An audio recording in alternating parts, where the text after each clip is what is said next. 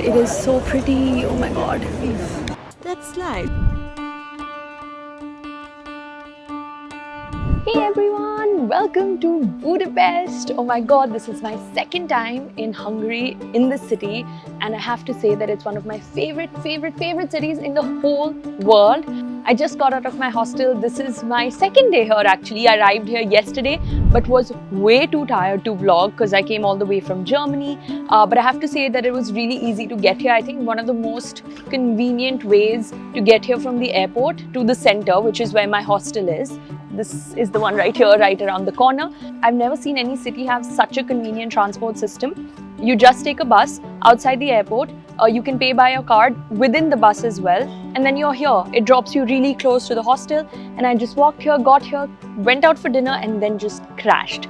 So I have a lot of energy today because I am up and about and I'm here for 4 days. So lots to explore, lots to do. Before I tell you the plan for the day, what you guys need to understand is that Budapest is a city that's divided in two halves basically, which is divided by the Danube. So I am right now on the Pest side and then there's the Buda side. And today I've decided to go to the Buda side, which is basically where all the castles are, the Fisherman Bastion is, and I've been there before because I came to Budapest in 2019, yeah, and it was amazing. So I'm gonna go check that out again just because I want to walk around. You know, it's gonna take me 45 minutes to go to the Fisherman Bastion on foot. You can also take public transport, which is like 10-15 minutes, but I want to walk it just to get the vibe of the city, observe, walk, chill, and see the Fisherman Bastion, maybe get an ice cream. So yeah, that sounds like a good plan. Let's get a magnet. So every place that I go to, I don't really shop for anything. I just get souvenirs, which is 2 souvenirs. One are my rings, as you can already see over here. And the second thing is a magnet for our fridge at home. Because my parents travel a lot, I travel. So we always kind of collect magnets and put it. It's really classic, typical family thing. But the magnets mean something always. So I got the paprika because paprika is like a very Hungarian thing. And even when I was here last time, we had a lot of dishes that had paprika.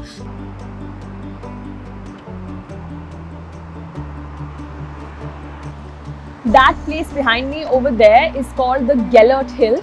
And it's an amazing place to go up to in the evening and watch like the whole city. It's like one of the highest points here. And I'm not going to be going this time because as you can see, I don't know if you can see that there's a small construction going on which makes the view a bit annoying, but I'm sure by the time this video is out it's going to be done and you guys should definitely go there in the evening. It's a little bit of a hike, but you'll love it.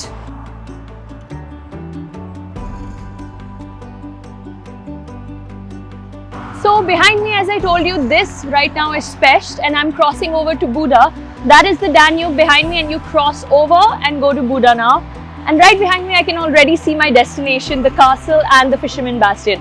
Let me zoom in. Right there is the Fisherman Bastion. It looks so beautiful already. Let's go.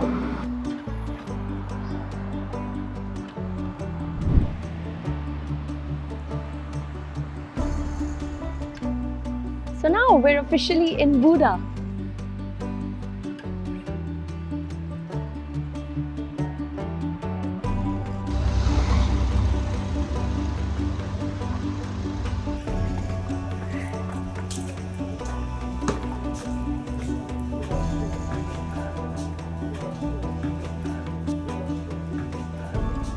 After 3 whole years, we're back.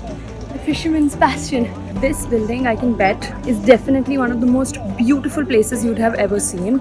Like, I've been to many churches, many different like monuments across Europe, but nothing beats the Fisherman Bastion. It is so beautiful. I would recommend coming here for sunrise actually because it looks incredible during that time.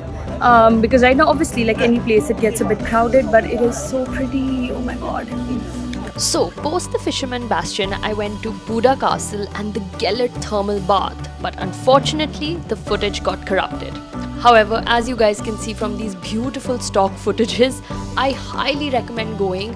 They're not overrated at all. Budapest is famous for its thermal baths all over the world. In fact, it's even called the spa capital of the world because they've just got so many beautiful thermal baths.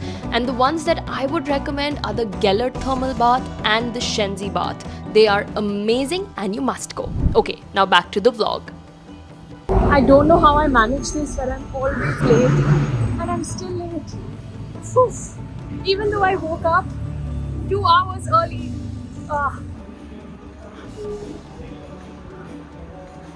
So I'm finally here near the church, the city center. Inner city church. Inner city church, and this is Irene. Also has 3 different ways that you can pronounce her name. Can you tell us the 3 different ways? Yeah, well, in Polish, my name is Irene. No, in English, my name is Irene. In Polish, my name is Irena. And in Hungarian, Irene. Again, no, Irene.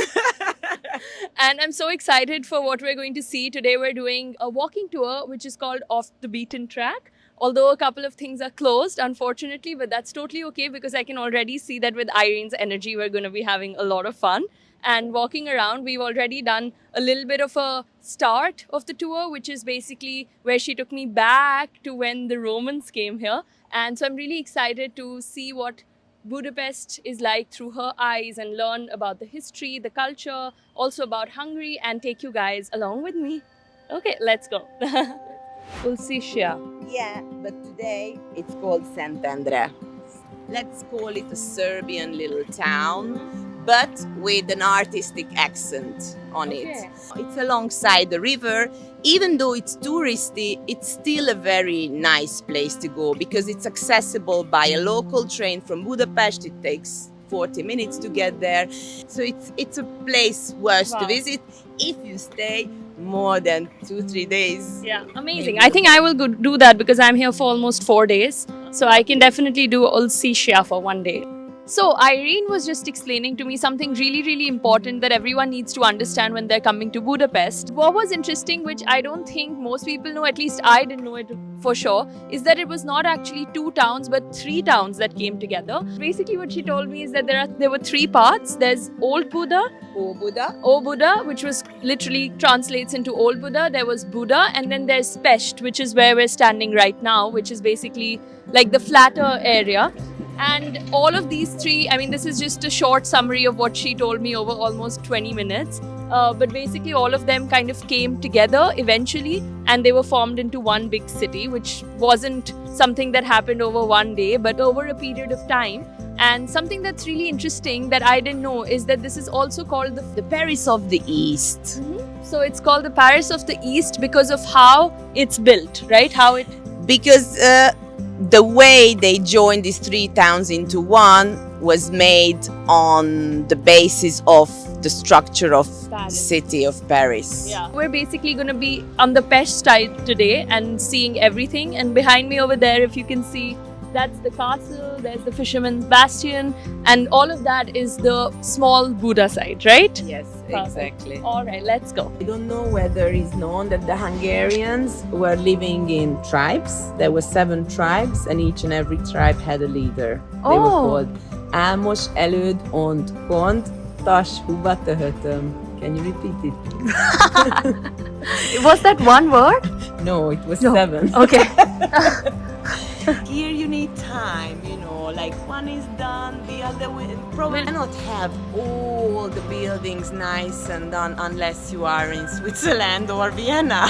Fair enough. This would be like why these buildings, certain buildings are in complete ruins is because Pest was destroyed as a city many times or attacked. This is, I think, only time. Though, of course, during the Second World War, there was destruction going on. Even though we are in the downtown, most of the buildings are not in this shape. Yeah, so now they're beautiful, some of them, yeah. Slowly, step by step, they are being renovated, but it cannot be done in one go. So probably this is one of the last ones. Franz Ferdinand Bridge, it can be called as well. Franz Ferdinand, the last before the last king. of it was Habsburg era. Actually, it says up there Ferenc József Híd. Allegedly, he was the one who drilled the last drill in it with his own hand, obviously with a machine. Irene was basically telling me that in the evening, this bridge basically becomes like a hub for young people who come here, have a wine, maybe watch the sunset. Sunset must be really nice obviously. from here. So Irene was earlier telling me that Budapest is actually a hub for a lot of films being shot here, and just as she was telling me this a few streets ago, we just now are crossing a proper movie set, which is happening. Seems like an action film or something.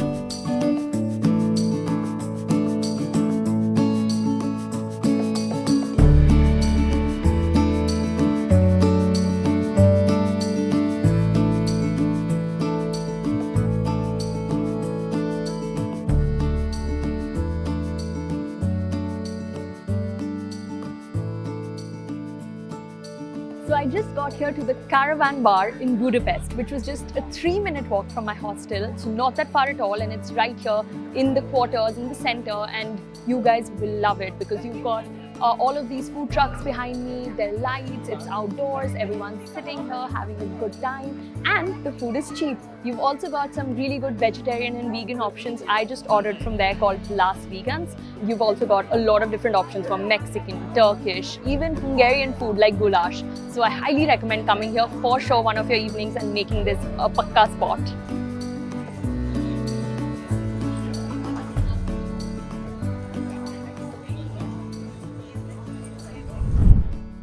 Another thing that Budapest is famous for is its ruin bars, where they basically convert dilapidated buildings in the Jewish quarters into insanely cool bars with very fun decor and drinks.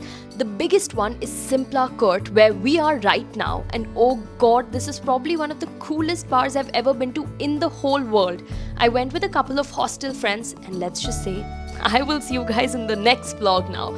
So I hope you guys enjoyed this vlog. It was a roundup of my first 2 days in Budapest, and I absolutely loved them.